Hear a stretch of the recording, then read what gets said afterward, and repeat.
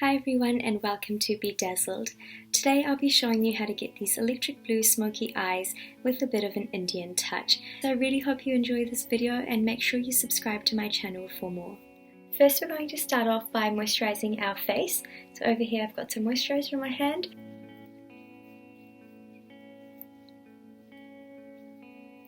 Once we've moisturized our face, we'll be moving on to the primer. This one is the Professional Pro Balm from Benefit.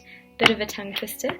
And I've got a generous amount and I'm just going to put that all over my face. Once our primer's on, we'll be moving on to our concealer. Now over here I've got the Maybelline Cover Stick Correcting Concealer and it looks like a lipstick, it's pretty cool. I'm just going in under my eyes to cover up all those dark circles. I've got some breakouts over here and any imperfections that you feel like you want to cover on your face.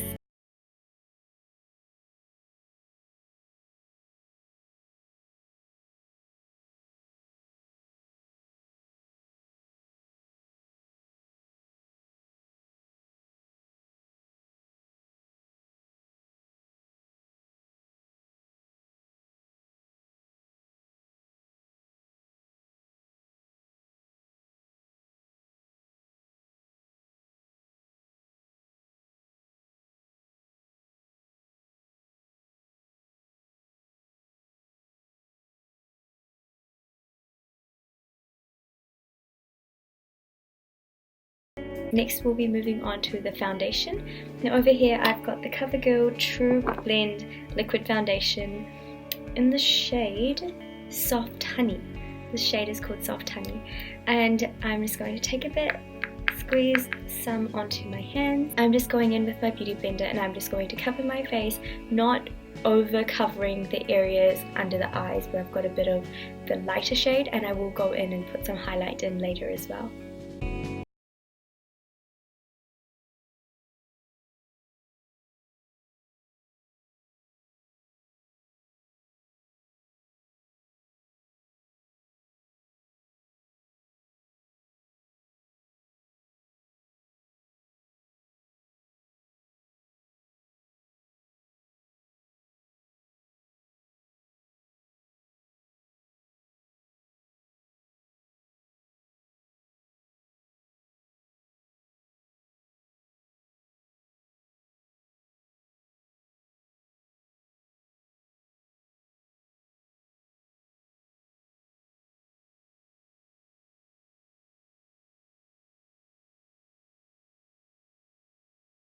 Bit above my lip.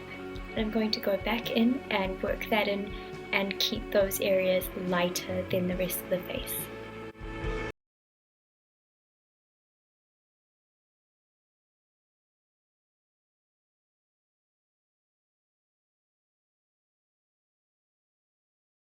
And the Laura Mercier translucent setting powder, we're going to set all this makeup, and when you put this on your face you want to push it into the foundation and concealer that you've got on.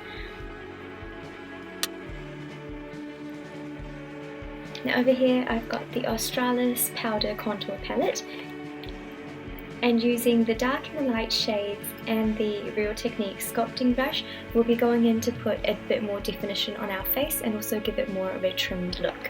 I'm going in with this dark shade and I'm just going to put a bit of a line under my cheeks.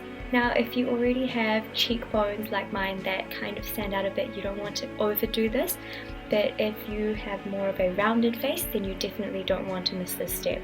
And if you have a slightly rounder jawline then you also want this along your jawline. If yours is a bit sharper like mine, you only need a tiny bit of it. Next thing to remember is if you have a big gap between this area then you do need a bit of contour over there. And if your forehead is bigger as well then you want to frame a bit of that. My forehead's not too big, but I like to frame the top of it just so the foundation looks a bit more blended into my hairline, so you can always go and do that too. So it's always different depending on everyone's face shape, but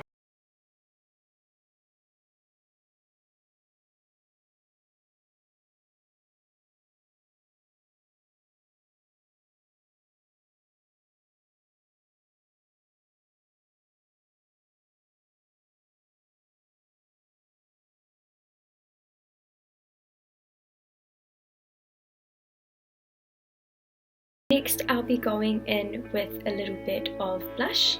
Over here, I've got the e.l.f. High Definition Blush in the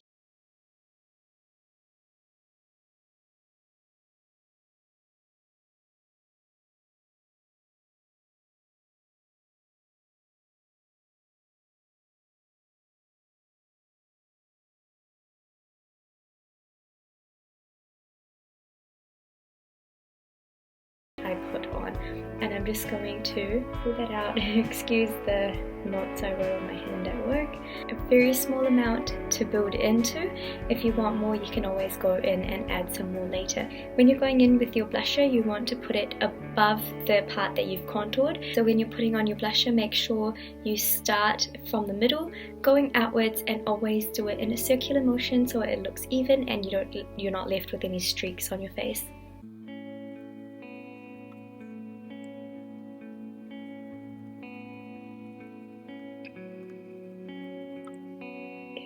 The lighting's a bit bright, so you can't actually tell too much, but there is a good amount on and I wouldn't want to put on any more.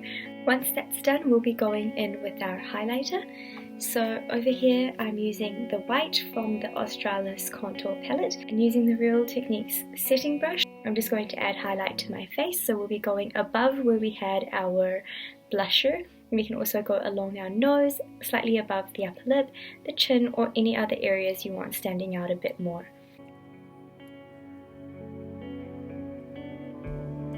Once that's done, I'm going along the bridge of my nose slightly, get all that powder coming off, just a little bit, below the forehead, on the chin, and above the lip. Now to move on to the smoky eyes, which is what this video was requested for. So we'll be using our L'Oreal Smoky Eye palette in the shade Black Pump, and I've also got the Electric Blue Color Tattoo, and this is from Maybelline. So we'll be using a mixture of these to give ourselves a nice smoky eye look. To start off with, I'm taking the black from the Smoky Eye palette, and I'm just going to dab that along the outer edge of my eyes, bringing it slightly towards the middle but not going all the way across. I'm making sure to keep my eyeshadow within the crease of my eye, not going above, because we'll be putting a different shade above that. This is a really nice palette because it's so concentrated. All you need to do is pat a little bit on and it comes on so bold, so it's really great.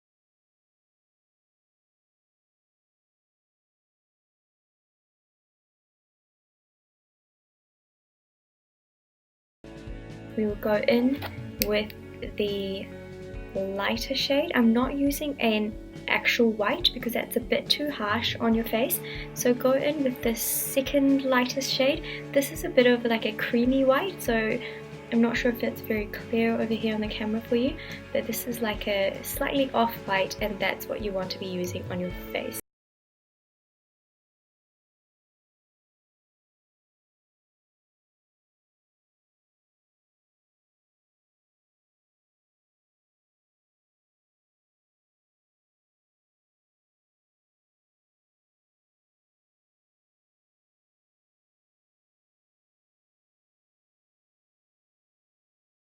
Next we're going in with the next darkest shade from our palette, which is not the black, but it's this slightly darker brown. So we'll be taking this and we're going to be using the base shadow brush from Real Techniques, and we'll be blending the black and the electric blue over our crease, bringing it towards the top of our eyebrows but not connecting it, just to give it a smoky look and also so that it looks a bit more blended. We're going to be slightly pressing the brush into the eye socket, not too hard, just softly. But at the same time you want to be going in a slightly circular motion so that we can get the colour on evenly and no streaks left anywhere.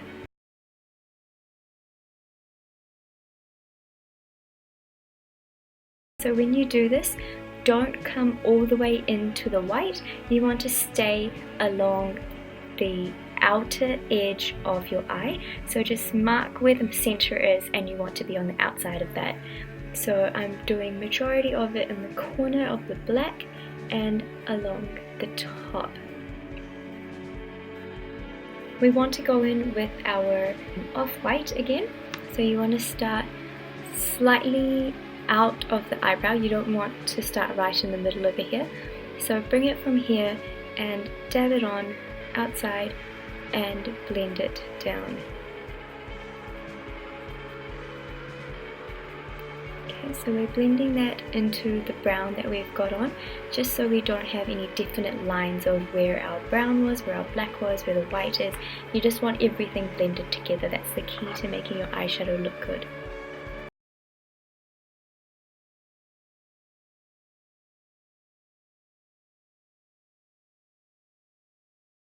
Now we're taking our off-white again, and we're just going to dab that into the middle of our eyes, slightly going along the white where we had it before, without making it too concentrated in one spot.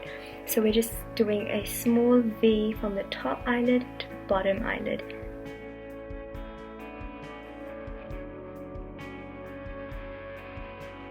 With the black again, and we'll bring that underneath a little bit, just up till the middle of our eye. You don't want to bring it all the way around. And using our clean brush again, and we're going in blending it underneath and around the outer edge. Going back in with our off-white, and we'll be lining the middle of our under eye. We'll be connecting our under eye from the inner edge to the center where the black is.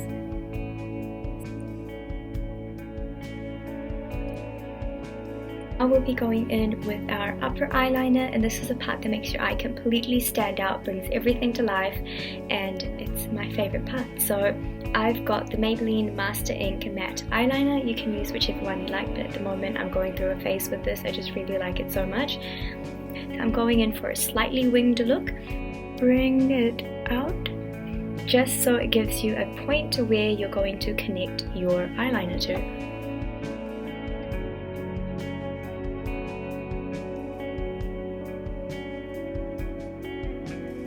And I've also brought it along the bottom eyelid where the black eyeshadow was previously.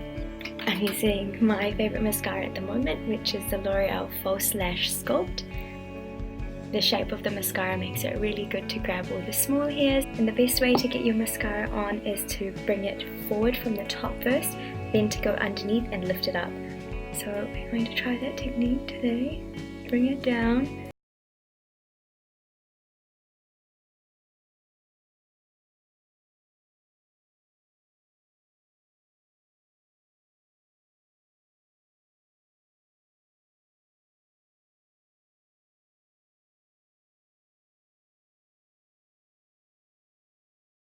Over here I have the Sugar Box Face Highlighter, and it's really cool.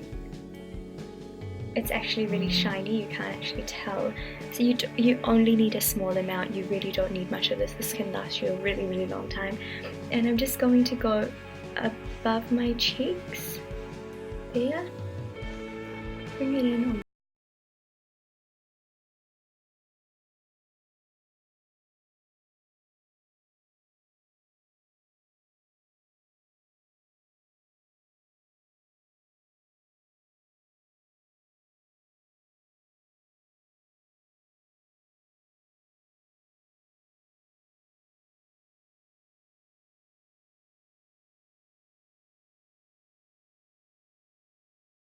Okay, so next we'll be moving on to our lips, and as you can see my lips are very dry and wrinkly and just, you know, not great. It's not a very good base for your lipstick to go on because it just dries out, there's no moisture and you feel really gross. But this Trilogy Everything Balm is an absolute miracle. I've been using it for almost a month now. You can use it on your hands, your face, anything really dry skin. It's so good. and I normally get very dry hands. I get a lot of dry skin around the corners, and I've been using it and it's just gone. So I'm going to take a little bit, and it's like you just can't waste this. There's just no way to waste it. So rub your hand in it and you don't want to use it one-off. It's like all treatments. If you use it one-off, you'll notice a difference at that moment and then it'll be gone. If you want it to last, you have to continuously use this. Okay, it feels so much better. It doesn't look very improved, but it feels so good. Like I can't feel any of the rough skin anymore, and I can't stop touching it because it feels so soft. So this is very awesome. Trilogy, you can get it at most pharmacies over here. Slightly expensive, but definitely worth it. I've got my Kiko lip liner in the red shade. It's slightly lighter than the red that I would like as a lip liner, but it's fine. If you have a dark red, you definitely want to use it right now. And with the balm on underneath, the application of this is so much easier. Normally I would be having to go over it and over it and over it because the dry skin would stop it from giving it a smooth finish to the lip line. And because my top lip is quite small, I'm going to exaggerate my lip line a tiny bit. I don't actually like the look of there being liner on your skin rather than on your lips, so I'm not going to do that too much, but it's something that takes a while to get used to. Once you've been doing it for a while and you're happy with how it looks, then definitely stick to it. There's absolutely nothing wrong with that.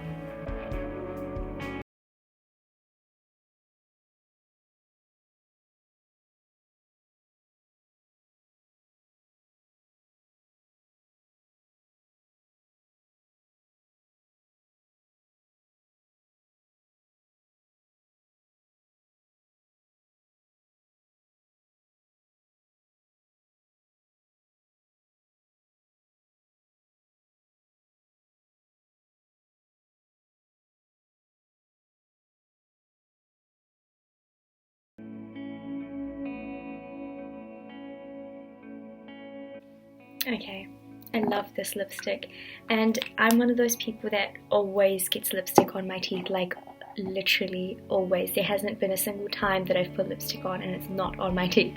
So if you're like me, here's a secret that I can't remember who, but somebody taught me this to save me the embarrassment of always having lipstick on my teeth. After you've done your lipstick, grab your finger, put it in your mouth, round your lips a bit and pull it back out, and everything on the outer edge will come out. Watch, I'll show you.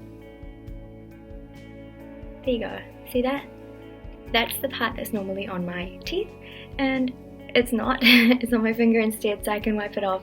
We're done with our makeup look, but to complete every Indian look, we need our maang tika, we need our bindi, we need big earrings, and a really nice outfit to go with it. Although I'm not putting the outfit on, we can give it the rest of the look.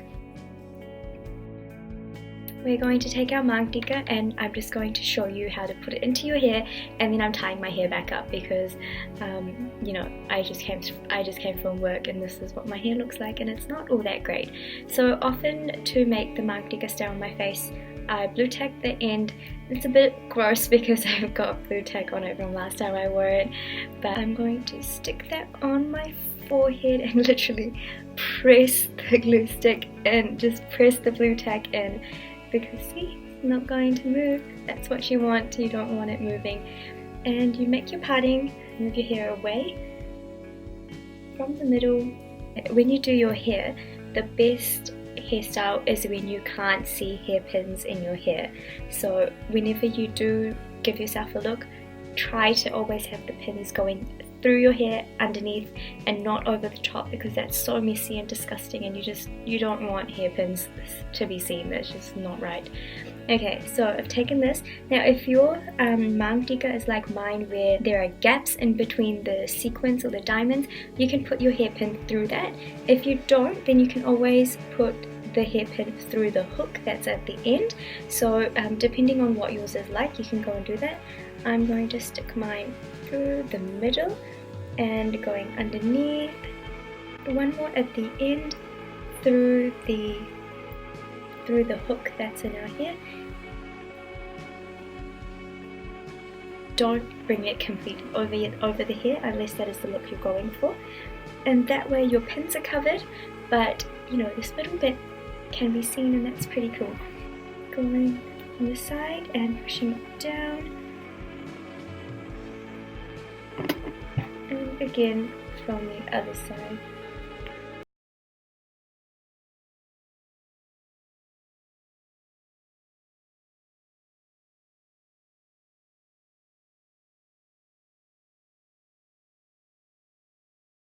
You can use this look for Garba or Navratri or something, obviously with an Indian outfit, something nice to go with it. That'll be really exciting. Okay, and of course to finish it off you need a bindi, because us Indians, that's what we do. You can use any matching bindi or whatever you've got. I'm just going to go for a plain red at the moment, because this is just to show you the look, not necessarily the look that I'm going out with. There you have it. Fluff up the sides a little bit to give it a nice natural look. Fluff up the back, and there you have it.